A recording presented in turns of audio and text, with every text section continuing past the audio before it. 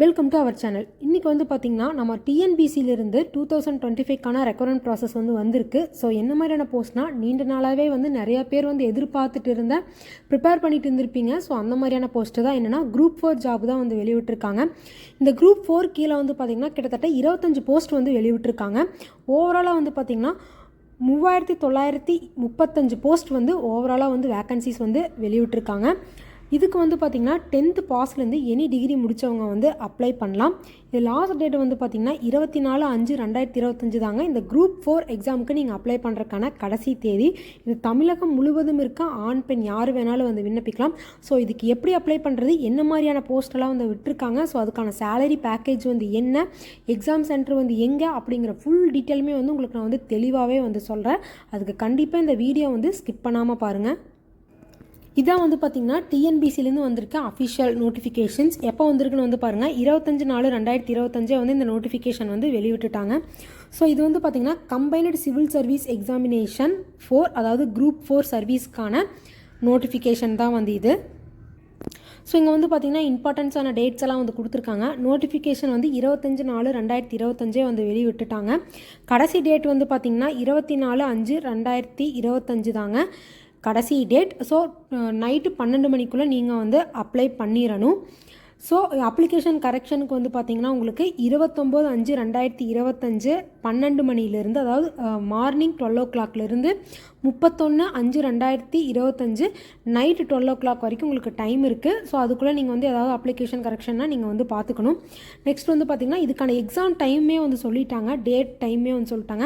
Date பார்த்திங்கன்னா 12/7/2025ங்க இதுக்கான exam, group 4க்கான exam நடக்கும். டைம் பார்த்திங்கன்னா மார்னிங் 12:30 AM உங்களுக்கு 12:30 PM வரைக்கும், அதாவது மதியம் 12:30 வரைக்கும், காலையில் 9:30லேருந்து மதியம் 12:30 வரைக்கும் இதுக்கான எக்ஸாம் நடக்கும்.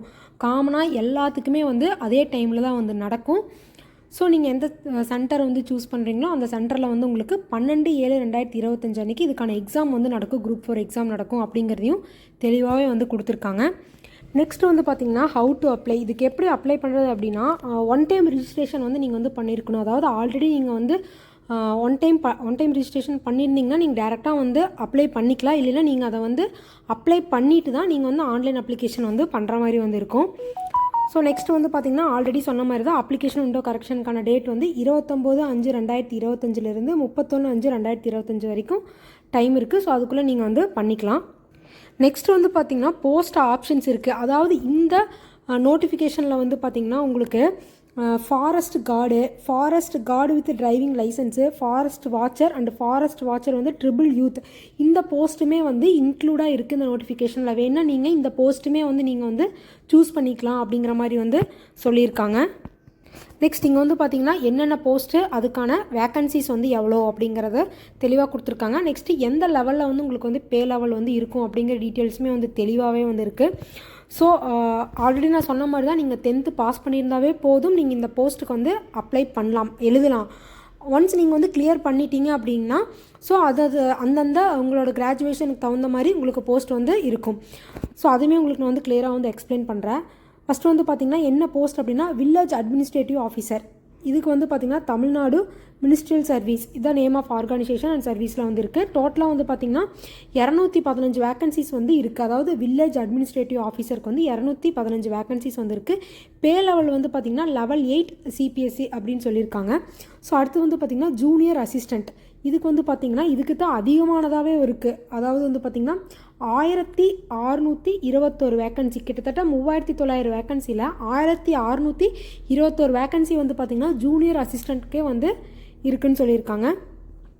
ஸோ அடுத்து பார்த்திங்கன்னா ஜூனியர் அசிஸ்டண்ட் பார்த்திங்கன்னா இவங்க பார்த்திங்கன்னா Tamil Nadu eight derived housing and development corporation limited சைடும் இருக்குது. Tamil Nadu forest plantation corporation limited சைடுமே இருக்குது. இதுக்கு பார்த்திங்கன்னா 6, 5ன்னு சொல்லி தனித்தனியாக வேக்கன்சிஸ் கொடுத்துருக்காங்க. அதே மாதிரி பார்த்திங்கன்னா ஜூனியர் அசிஸ்டன்ட் செக்யூரிட்டி சைடு பார்த்திங்கன்னா உங்களுக்கு 46 வேக்கன்சிஸ் கொடுத்துருக்காங்க. அதே மாதிரி ஜூனியர் ரெவன்யூ இன்ஸ்பெக்டருக்கு பார்த்திங்கன்னா 239 வேக்கன்சிஸ் கொடுத்துருக்காங்க. ஸோ நெக்ஸ்ட் வந்து பார்த்திங்கன்னா ஜூனியர் எக்ஸிக்யூட்டிவ் ஆஃபீஸர், இதுக்கு வந்து பார்த்திங்கன்னா ஒரு வேக்கன்சி வந்து கொடுத்துருக்காங்க. ஜூனியர் அசிஸ்டன்ட் கம் டைப்பிஸ்ட்டுக்கு வந்து பார்த்திங்கன்னா தமிழ்நாடு இன்ஸ்டியூட் ஆஃப் லேபர் ஸ்டடீஸில் ஒரு வேக்கன்சியும், சென்னை மெட்ரோ பிளான் டெவலப்மெண்ட் அத்தாரிட்டிக்கு ஒரு வேக்கன்சியும் கொடுத்துருக்காங்க. நெக்ஸ்ட் வந்து பார்த்திங்கன்னா டைப்பிஸ்ட்டுக்கு வந்து பார்த்திங்கன்னா உங்களுக்கு Tamil Nadu ministerial, judicial ministerial, secretariat, legislative assembly, secretarial service side 1099 vacancies வந்து விட்டுருக்காங்க டைப்பிஸ்ட்டுக்கு. அதே தமிழ்நாடு இன்ஸ்டியூட் ஆஃப் லேபர் ஸ்டடீஸ்க்கு வந்து பார்த்திங்கன்னா சைடு வந்து பார்த்திங்கன்னா ஒரு வேக்கன்சி வந்து விட்டுருக்காங்க. நெக்ஸ்ட் வந்து பார்த்திங்கன்னா ஸ்டென்டோ டைப்பிஸ்ட் கிரேடு 3, இது வந்து பார்த்திங்கன்னா Tamil Nadu ministerial judicial ministerial service side வந்து பார்த்திங்கன்னா 335 வேக்கன்சிஸ் வந்து விட்டுருக்காங்க. அதே தமிழ்நாடு இன்ஸ்டியூட் ஆஃப் லேபர் ஸ்டடீஸ்க்கு வந்து பார்த்திங்கன்னா 2 வேக்கன்சிஸ் வந்து விட்டுருக்காங்க. தமிழ்நாடு அர்பன் ஹேபிட்டன்ட் டெவலப்மெண்ட் போர்டுக்கு வந்து பார்த்திங்கன்னா 4 வேக்கன்சிஸ் வந்து விட்டுருக்காங்க. அதே மாதிரி வந்து பார்த்திங்கன்னா Chennai metropolitan development authority side 10 vacancy வந்து விட்டுருக்காங்க. தமிழ்நாடு பொல்யூஷன் கண்ட்ரோல் போர்டு வந்து பார்த்திங்கன்னா 17 வேக்கன்சி வந்து விட்டுருக்காங்க இந்த ஸ்டென்டோ டைப்பிஸ்ட் போஸ்ட்டுக்கு.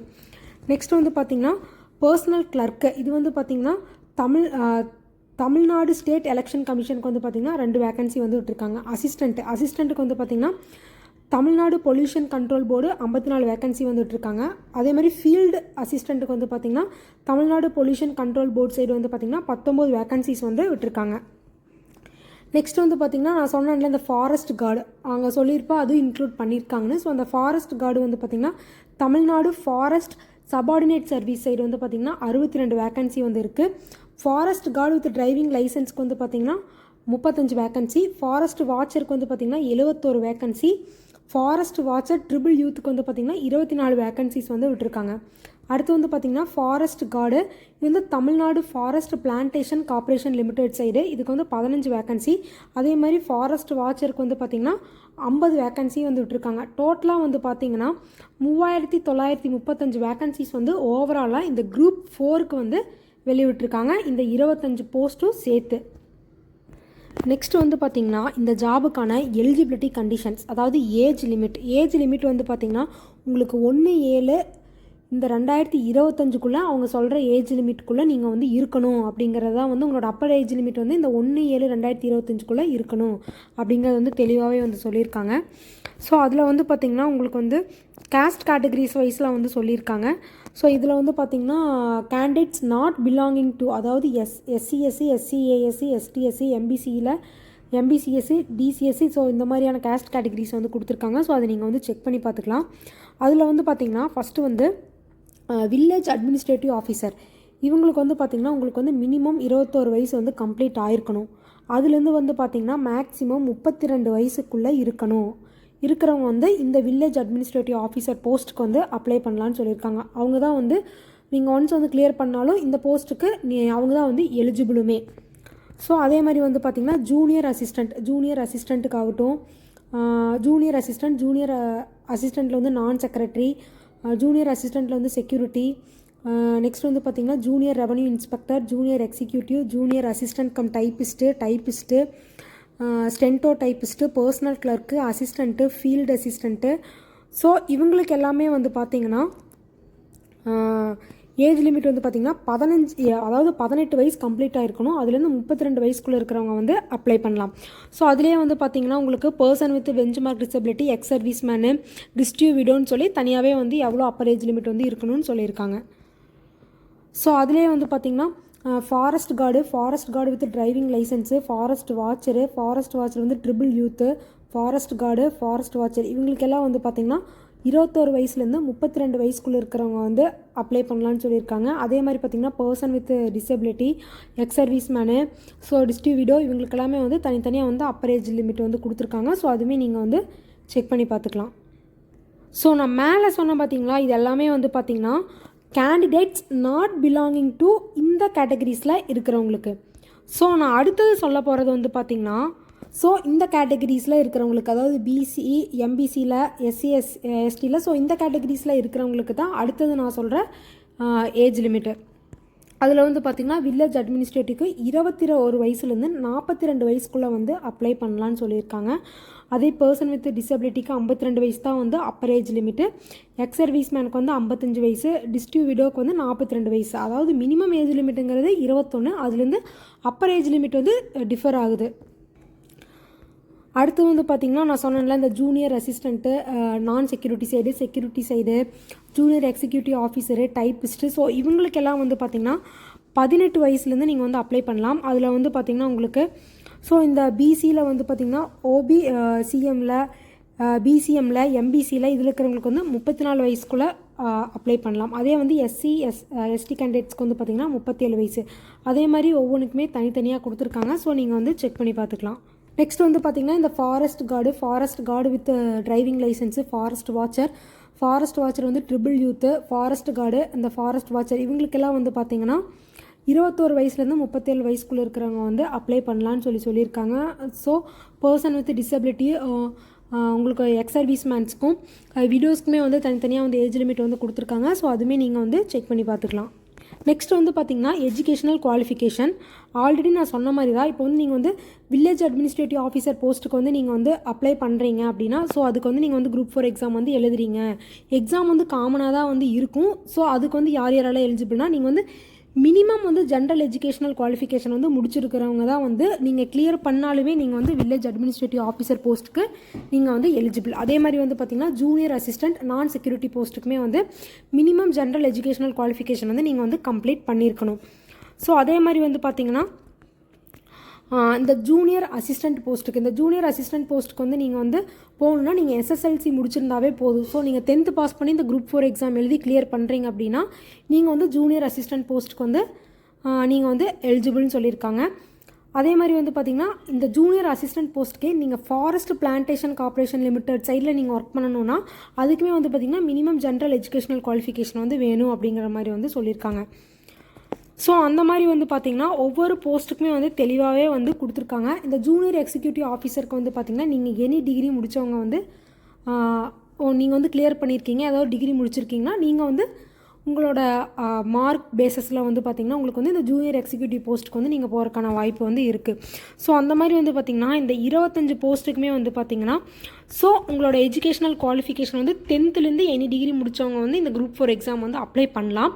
ஸோ அதுக்குள்ளே நீங்கள் வந்து உங்களோட குவாலிஃபிகேஷன் என்னவோ அதை பேஸ் பண்ணி தான் வந்து உங்களுக்கு வந்து போஸ்ட் வந்து போடுவாங்க. ஸோ அதுக்கான டீட்டெயில்ஸ் வந்து இந்த 25 போஸ்ட்டுக்குமே வந்து தனித்தனியாக வந்து கொடுத்துருக்காங்க. ஸோ அதுவுமே நீங்கள் ஒன்ஸ் வந்து செக் பண்ணி பார்த்துக்கோங்க.